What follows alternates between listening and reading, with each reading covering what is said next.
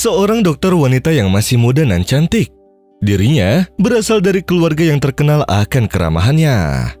Walaupun di tengah-tengah kesibukannya, dia selalu menyempatkan diri untuk pergi ke masjid dan menghafal Al-Quran bersama Umi Umar. Setelah dia menghafal semua bacaannya, dia sering pergi untuk murojaah bersamanya. Sampai suatu hari, dirinya pun berpisah dengan Umi Umar dan hanya bisa menelpon untuk mengetahui kabar Umi Umar. Setelah 1 tahun tidak bertemu, Umi Umar pun dikejutkan dengan kedatangan sang dokter yang sedang menangis dan ingin bertemu dengannya di ruangan masjid. Umi Umar pun menyambutnya dengan baik untuk bertemu, lalu dokter itu pun memberi salam kepada Umi Umar, lalu dia menangis dan berkata kepadanya bahwa suatu hari ada seorang anak kecil yang sedang sakit di salah satu ruangannya di rumah sakit dan panas demamnya sangat tinggi. Lalu dia pun menyuruh sang perawat untuk mengambil obat dan suntikan, akan tetapi perawat itu malah mengambil obat yang salah. Dan tanpa dicek terlebih dahulu, dia malah langsung memberikan obat itu kepada si anak tersebut. Hingga sang anak tersebut tidak sadarkan diri dan tidak bisa bergerak sampai sekarang. Dia pun selalu berada di sampingnya sampai beberapa jam dan tak satu pun orang mengetahui kesalahan yang telah diperbuatnya. Dan pada waktu itu pula, sang dokter sedang berpuasa lalu dirinya langsung sholat. Dirinya bersedekah dan memohon kepada Allah agar menyembuhkan si anak kecil tersebut dan juga agar memaafkannya. Dan sang dokter pun akan bertanggung jawab apabila si anak tersebut meninggal dunia. Namun sang dokter itu bertanya kepada Umi Umar apa yang harus dia lakukan agar hatinya merasa tenang. Lalu Umi Umar pun menenangkannya dan mengingatkannya dengan sabda Nabi Muhammad SAW.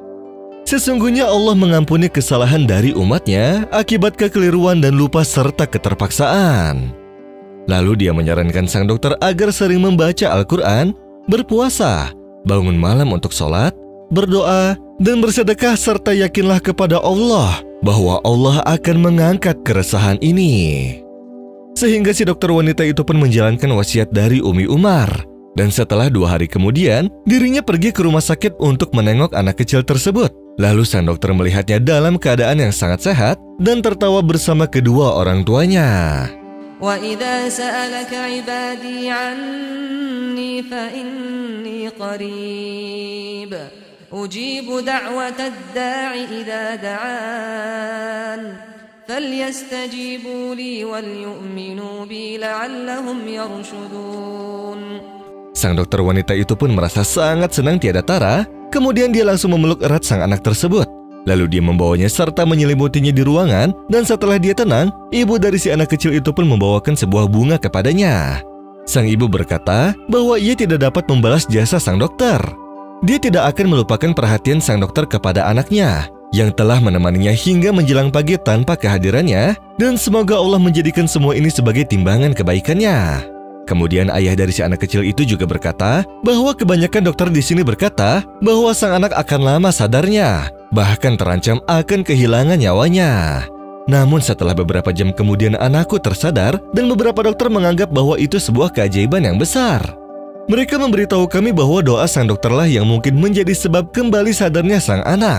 Sehingga sang dokter wanita itu pun tersenyum sambil berkata, "Engkau benar ya Rasulullah, tidak akan menolak qada melainkan dengan doa."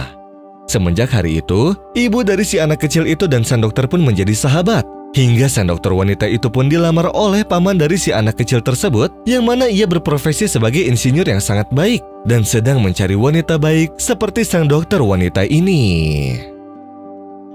وَقَالَ رَبُّكُمُ ادْعُونِي أَسْتَجِبْ لَكُمْ إِنَّ الَّذِينَ يَسْتَكْبِرُونَ عَنْ عِبَادَتِي سَيَدْخُلُونَ جَهَنَّمَ دَاخِرِينَ.